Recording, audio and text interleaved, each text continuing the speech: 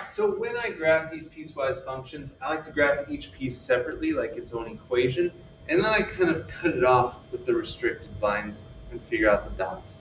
You don't have to do that, but I think it's beneficial. So remember, f of x is the same as y, so I'm going to graph this almost like I'm graphing systems of equations. I'm going to graph the line y equals x plus 4, which would start at 4, and then it has a slope of 1, so it keeps going up 1 over 1.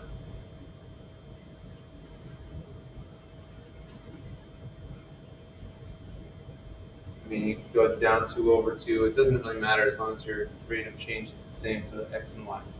So here would be the line for x plus 4.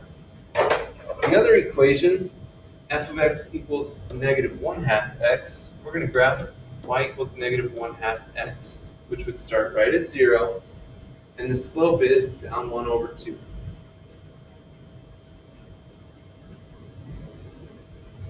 So if we went up 1 left 2, we have this.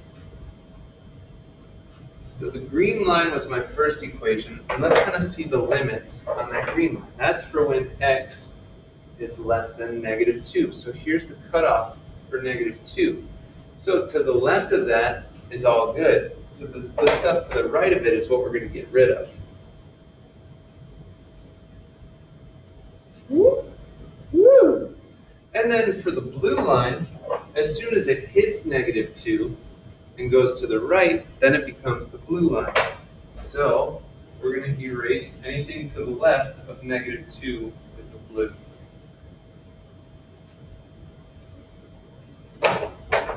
Now, the green line, because it just says less than, the green line would have the open dot on 2, and then it would turn into the blue from that point. That's it on that one. Let's try another one. Wow, we got 3 lines to graph on this one. So we'll do the first one in green. Y equals 3x plus 8.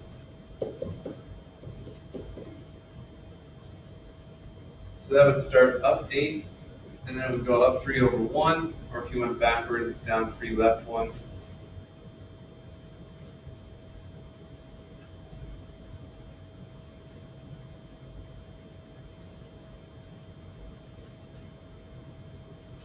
But let's actually handle that now. So that's for when x is less than or equal to negative 3, which would be here. So I'm going to erase anything to the right of negative 3. Woo! Okay, great. The green is handled. Then we'll do the next one in blue. Y equals negative 2x. So that starts at negative 3, and it goes to positive 1. So that equation would have a y-intercept of 0, and then the slope is negative 2 over 1.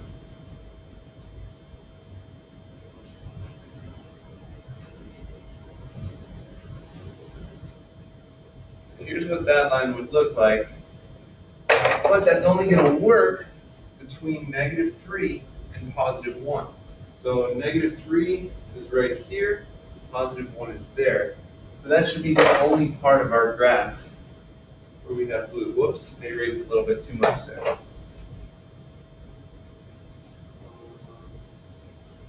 There we go. And goes to positive 1,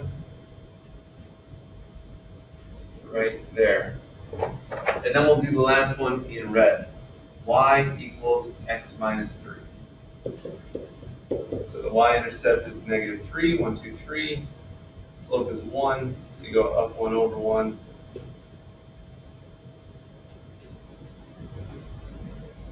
But this is for when x is greater than or equal to 1. So it's going to start at the 1 where our blue line ended up.